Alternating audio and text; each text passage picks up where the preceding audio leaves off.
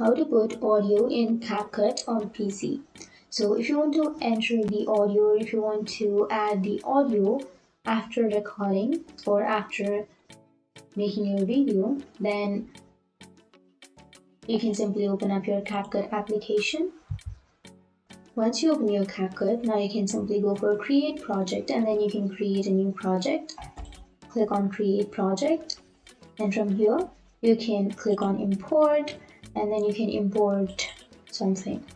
So I have this one, right? So you need to simply drag that here to the bottom, and once you've dragged, now if you want to add audio, then you need to simply select the part from where you need to add the audio. So for example, I'll be choosing this part, and once you choose, you can simply select the video, go for the upper right which has that audio option, click on audio, and once you've selected the video, now here on the right side you will have this voice cover option or voice over option. So click on voice over, and from here you can record your voice. So click on this red starting icon.